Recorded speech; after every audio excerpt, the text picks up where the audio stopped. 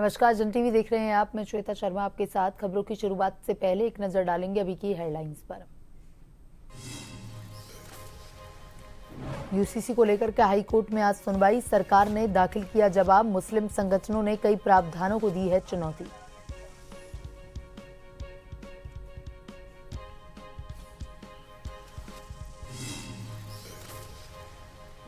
पूर्व सीएम हरीश रावत का 2 दिवसीय लोहाघाट दौरा। कार्यकर्ताओं के साथ की बैठक। नायक मेहरा की मूर्ति पर किया माल्यार्पण।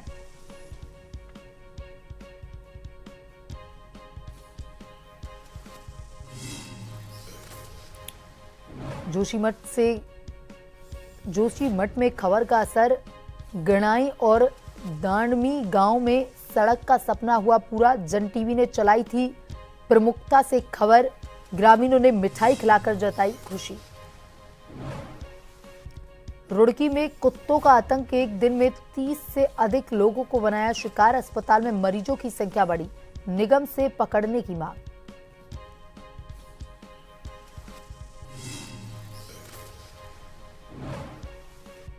डोईवाला नगर पालिका ने डेंगू से लड़ने की तैयारी की। सरकार और प्रशासन द्वारा जारी की एडवाइजरी। क्षेत्र में करवाई जा रही फॉगिंग।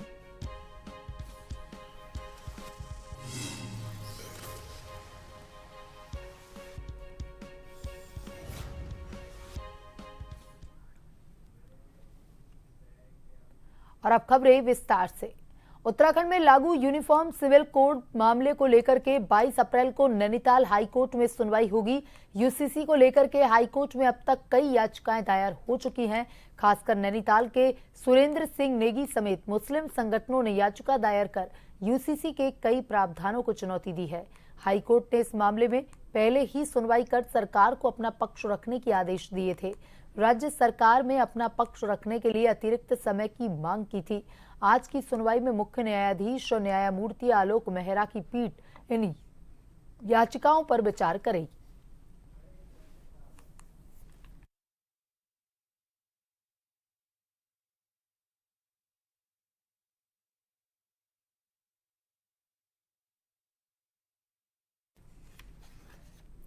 वहीं नैनीताल के नदी नाले और खाल के हुए अतिक्रमण के मामले में याचिकाओं पर सुनवाई के बाद 2 तिथि नियुक्त करते हुए एसएचओ राजपुर को शपथ पत्र दाखिल करने के निर्देश दिए गए हैं। कोर्ट ने पूछा है कि जो रसूखदार नदी नाले व खालों को भर रहे हैं उन पर अभी तक एफआईआर दर्ज नहीं हुई है। प्रमुख सचिव वन, सचिव राजस्व, सचिव सिंचाई व शहरी विकास वीडियो कॉन्फ्रेंसिंग के माध्यम से कोर्ट में पेश हुए। उन्हें अगली तिथि पर वीसी के माध्यम से कोर्ट में उपस्थित होने के निर्देश दिए हैं।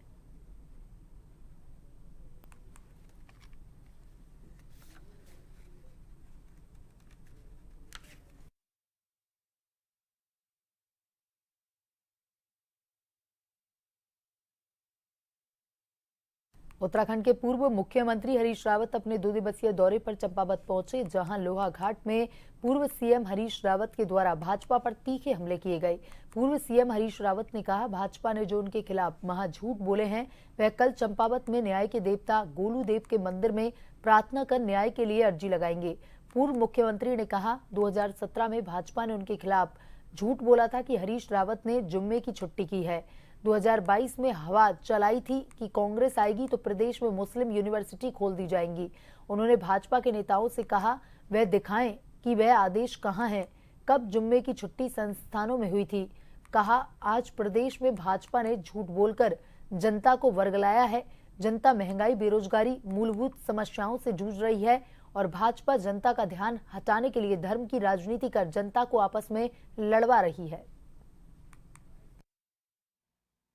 आए हैं, अपना लावण्य है, अपना उल्लास है, उमंग है। और जिस तरीके से होली को एक बड़े उत्सव में बदल दिया है, नहीं तो होली धीरे धीरे केवल रंगों की थोड़े पानी डाल दिया, उसकी औपचारिकता बन करके रह गई थी। उसको जो कलात्मकता अल्मोड़ा ने दी थी, और अब तो ये पहचानना पड़ेगा कि अल्मोड़ा पहले आई या चंपावत पहले आई, यहाँ से अल्मोड़ा गई। बहरहाल जहाँ से भी गई, लेकिन ये दोनों स्थानों पर ऊंचाई। लेकिन खड़ी होली को जिस तरीके की कलात्मकता हमारे काली कुमाऊं ने, लोहाघाट, चंपावत ने दी है, मैं इसको प्रणाम करता हूँ और मैं उसको प्रणाम करने के लिए आया हूँ। उनके उत्साह और उमंग को प्रणाम करने के लिए आया हूँ। मैं भी, गोविंद सिंह कुंजवाल जी भी, हम इसी अभिष्ट से आए और हमारा गौरव है और मैं उम्मीद करता हूँ कि जीवन मेहता और उनके सहयोगी सब बिल्कुल एकनिष्ठ भाव से इस काम को एक मिशन के तौर पर आगे बढ़ाएंगे, ताकि जब भी देश के मैप में होली आए तो लोग बरसाने की होली के साथ हमारे लोहाघाट की होली को भी याद करें। प्रदेश के पूर्व मुख्यमंत्री हरीश रावत अपने 2 दिवसीय भ्रमण कार्यक्रम के तहत चंपावत जिले के लोहाघाट पहुंचे। लोहाघाट पहुंचने पर कांग्रेस कार्यकर्ताओं ने लोहाघाट विधायक खुशहाल सिंह अधिकारी की अगुवाई में पूर्व सीएम रावत का ढोल लगाड़े फूल मालाओं से स्वागत किया। इस दौरान पूर्व सीएम नगर में जनसंपर्क करते हुए लोगों से मिले और 1857 की क्रांति के नायक वीर कालू सिंह मेहरा की मूर्ति पर माल्यार्पण कर उन्हें याद किया। इसके बाद लोहाघाट विधायक खुशहाल सिंह अधिकारी के दिशा निर्देश व कांग्रेस जिलाध्यक्ष पूरन कठायत की अध्यक्षता में डाक बंगला लोहाघाट में बैठक आयोजित की गई, जहां पूर्व सीएम ने कांग्रेस कार्यकर्ताओं में जोश भरते हुए एकजुट रहने और पंचायत व 2027 विधानसभा चुनाव के लिए जुटने का आह्वान किया। पूर्व मुख्यमंत्री के द्वारा सुई की प्रसिद्ध होली की प्रशंसा करते हुए वहां के बुजुर्ग होलियारों को सम्मानित किया गया। अपना लावण्य है, अपना उल्लास है, उमंग है और जिस तरीके से होली को एक बड़े उत्सव में बदल दिया है, नहीं तो होली धीरे धीरे केवल रंगों की थोड़े पानी डाल दिया, उसकी औपचारिकता बन करके रह गई थी। उसको जो कलात्मकता अल्मोड़ा ने दी थी और अब तो ये पहचानना पड़ेगा कि अल्मोड़ा पहले आई या चंपावत पहले आई, यहाँ से अल्मोड़ा, बहरहाल जहाँ से भी गई, लेकिन ये दोनों स्थानों पर ऊंचाई, लेकिन खड़ी होली को जिस तरीके की कलात्मकता हमारे काली कुमाऊं ने, लोहाघाट, चंपावत ने दी है, मैं इसको प्रणाम करता हूँ और मैं उसको प्रणाम करने के लिए आया हूँ। उनके उत्साह और उमंग को प्रणाम करने के लिए आया हूँ। मैं भी, गोविंद सिंह कुंजवाल जी भी, हम इसी अभिष्ट से आए और हमारा गौरव है और मैं उम्मीद करता हूँ कि जीवन मेहता और उनके सहयोगी सब बिल्कुल एकनिष्ठ भाव से इस काम को एक मिशन के तौर पर आगे बढ़ाएंगे, ताकि जब भी देश के मैप में होली आए तो लोग बरसाने की होली के साथ हमारे लोहाघाट की होली को भी याद करें।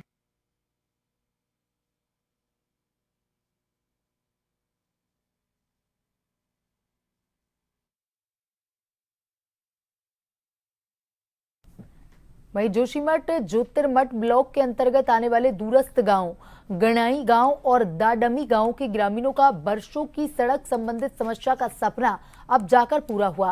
वहीं आपको बता दें कि गणाई गांव और दाडमी गांव तक जाने के लिए तकरीबन 7 किलोमीटर के आसपास खड़ी चढ़ाई पार करनी होती है, जिसके चलते यहां पर रहने वाले ग्रामीणों को भारी दिक्कतों का सामना करना पड़ता है।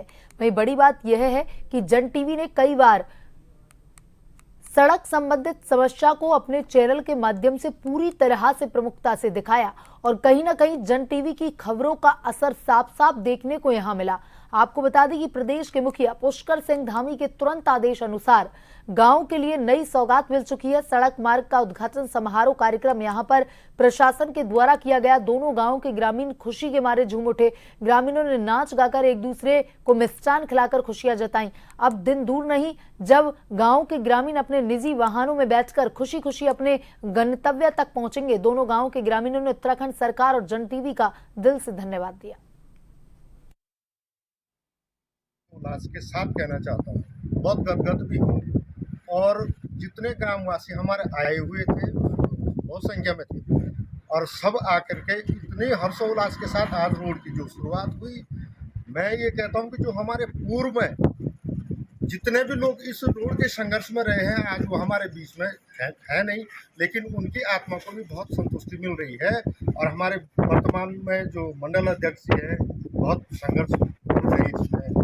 हम लोग एक मिल करके हमने जो ये काम किया है तो हमको बहुत खुशी हुई है कि हमने बहुत।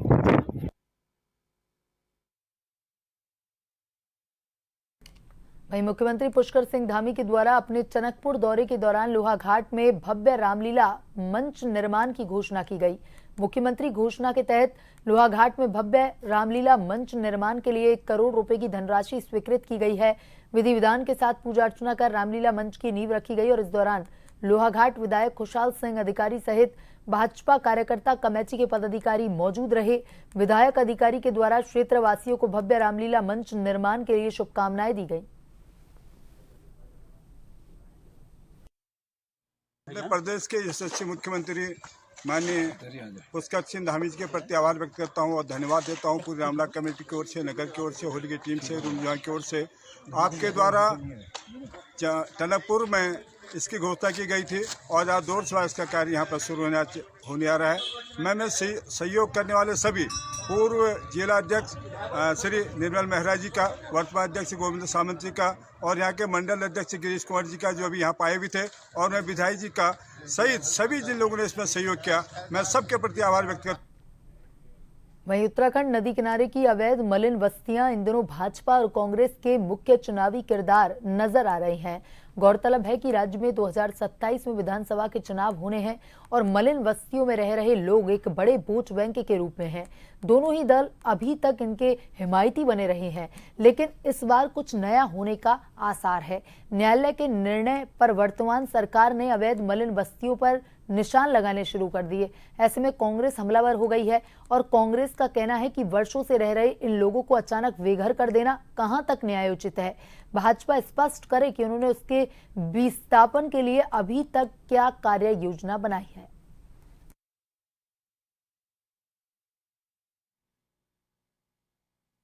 देखिए, हमारी ही सरकार ने उन बस्तियों के बारे में सोचते हुए 2027 तक उसको बढ़ाने का और उनको रहने का प्रावधान लागू किया। हमारी सरकार निरंतर इस तरीके का कार्य करती चली आ रही है और एनजीटी के आदेश के अनुसार ही जो कार्य हो रहा है।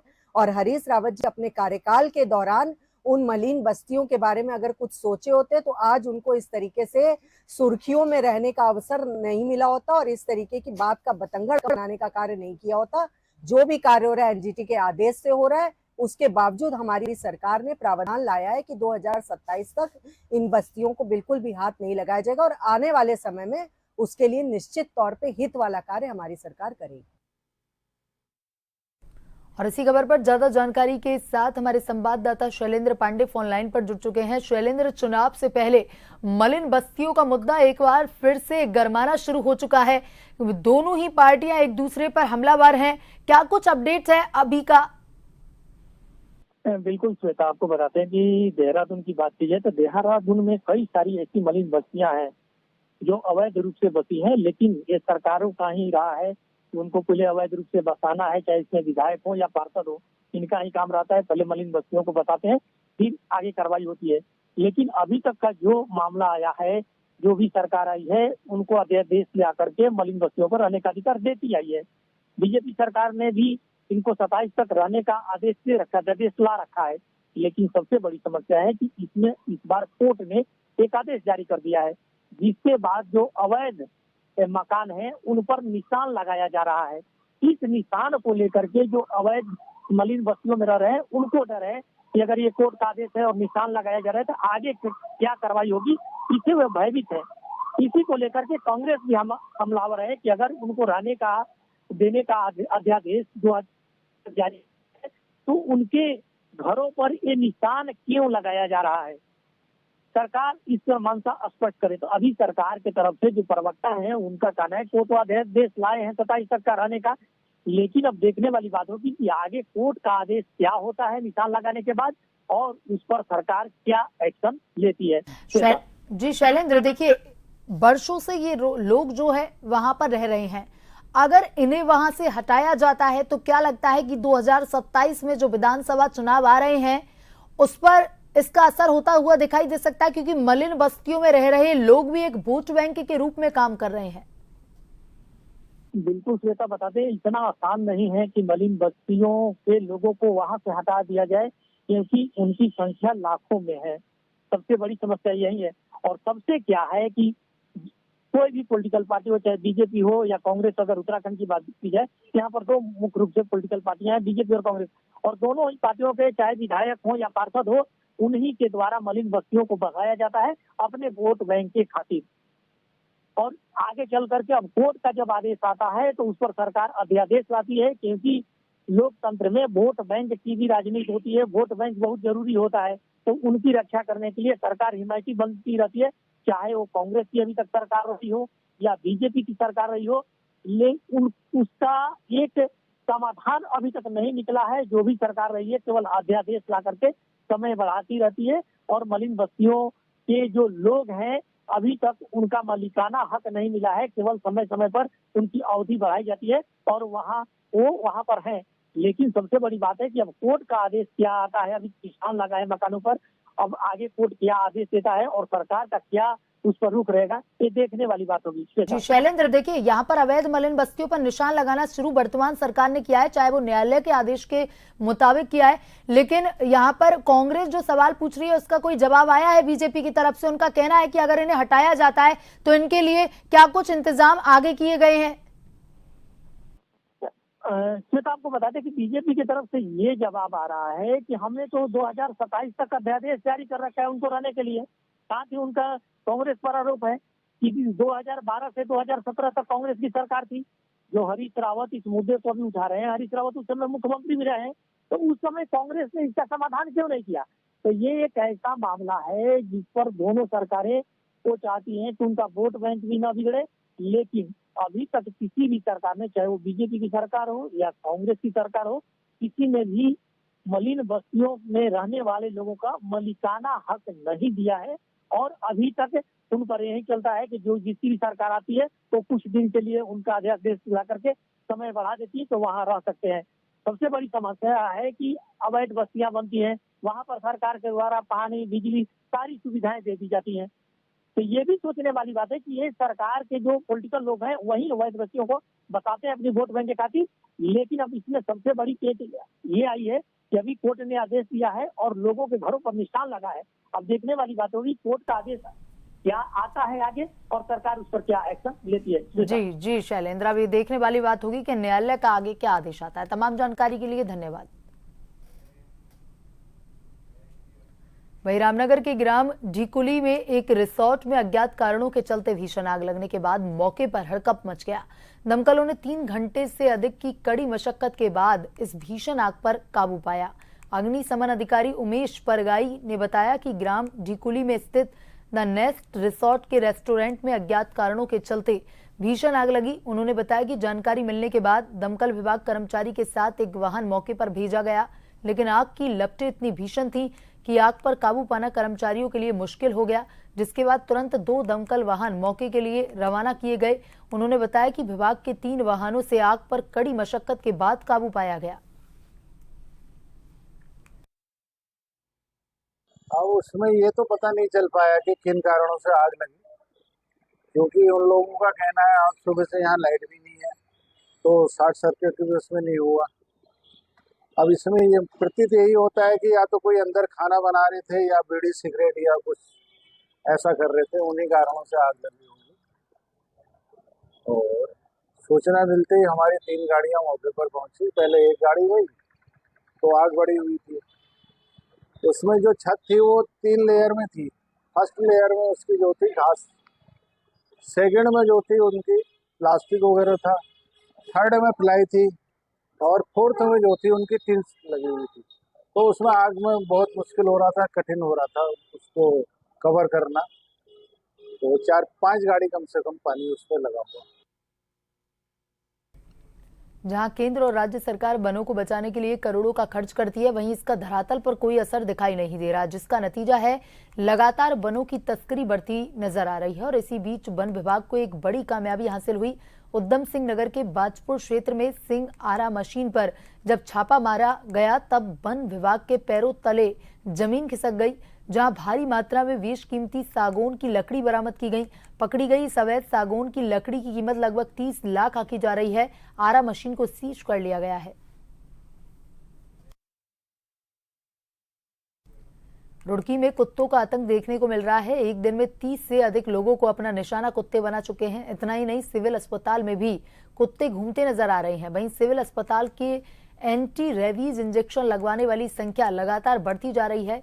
वहीं आज अस्पताल में कुत्तों के काटने के 65 से अधिक मामले आए हैं, जबकि हर रोज 50 से अधिक लोग कुत्ते के काटने से पीड़ित हैं। वहीं रेबीज इंजेक्शन लगवाने पहुंचे लोगों ने नगर निगम से लावारिस कुत्तों से निजात दिलाने की मांग की। उनका कहना है कि शहर और देहात में रोजाना लावारिस कुत्ते राहगीरों पर हमला कर लहूलुहान कर रहे हैं। एबीसी सेंटर का जो हमारा टेंडर है, टेंडर खोला जाना है, चूँकि ये समस्या बड़ी है कि कुत्तों के द्वारा जो लगातार नगर निगम क्षेत्रों में जगह जगह डॉग बाइटिंग की जाती है और लोगों की शिकायतें भी आती रहती हैं और समस्या भी बड़ी है।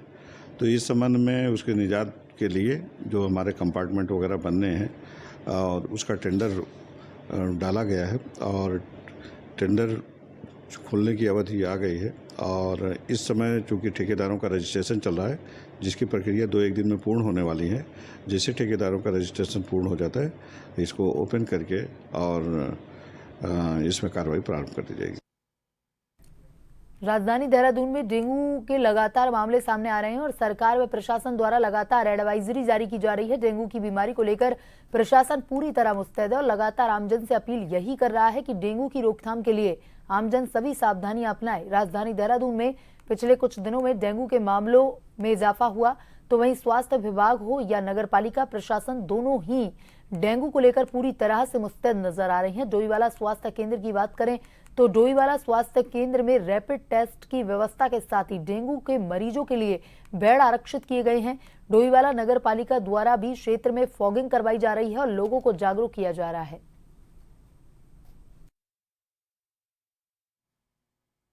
डेंगू का जो पैटर्न हो रहा है, जनरली डेंगू का जो पीक आता है बरसात के टाइम आता है, अगस्त सितंबर के आसपास। लेकिन इस बार अप्रैल में ही कुछ केसेस दिख रहे हैं शहर में। अभी उसके अनुसार जो हमारे सीएम साहब ने जो विज्ञप्ति जारी किया उसमें से 18 मरीज मतलब हमारे देहरादून उसमें मतलब भर्ती पाए गए हैं, जिसमें से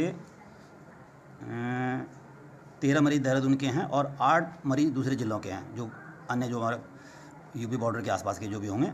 जो 9 मरीज तो इसमें से स्वस्थ होकर डिस्चार्ज हो चुके हैं, बाकी मतलब अन्य लोग अभी भर्ती हैं। सर, आम जनता से क्या अपील? जनता से मैं यही अपील करूंगा, डेंगू का जो मच्छर होता है बेसिकली साफ पानी में पनपता है, तो सभी लोग अपने घरों में, खासकर जैसे फ्रिज हैं या क्यारियों में या घर के छज्जों में, मतलब कहीं पर भी पानी मतलब वो ना हो, इकट्ठा ना हो। अगर ऐसा चीज़ें हैं तो, और स्कूलों में बच्चों से यही है कि सभी स्कूलों को मतलब ये एडवाइजरी जारी कर चुके हैं कि भैया बच्चे को सारे मतलब फुल स्लीव के मतलब वो शर्ट पहन के जाएँ।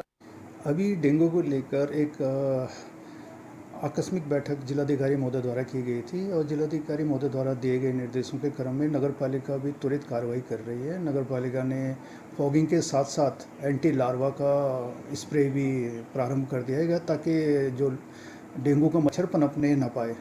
शीघ्र ही हम लोग, जैसे कि दिशा निर्देश प्राप्त हैं जिला स्तर से, तो हम प्रत्येक वार्ड में वार्ड मेंबर के साथ बैठक प्रस्तावित कर रहे हैं, जिसमें लोगों को इससे बचाव और इसके संबंध में जागरूकता जागरूक किया जाएगा कि कैसे डेंगू के मच्छर से बचा जा सकता है।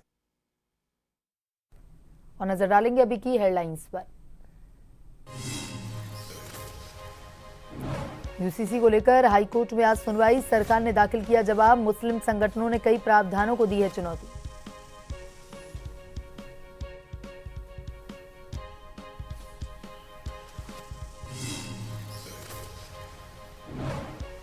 पूर्व सीएम हरीश रावत का 2 दिवसीय लोहाघाट दौरा, कार्यकर्ताओं के साथ की बैठक, नायक मेहरा की मूर्ति पर किया माल्यार्पण।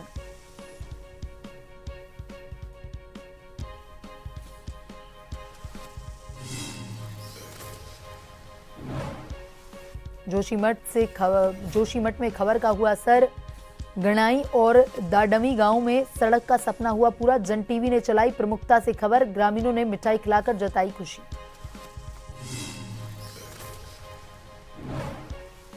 रुड़की में कुत्तों का आतंक, एक दिन में 30 से अधिक लोगों को बनाया शिकार, अस्पताल में मरीजों की संख्या बढ़ी, निगम पकड़ने की मांग।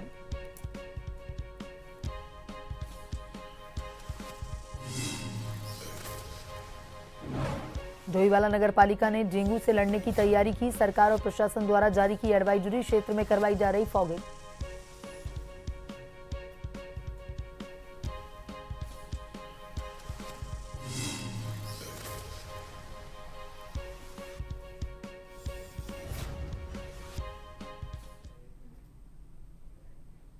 बुलेटिन में अभी तक के लिए इतना ही। बने रहिए जन टीवी के साथ। नमस्कार।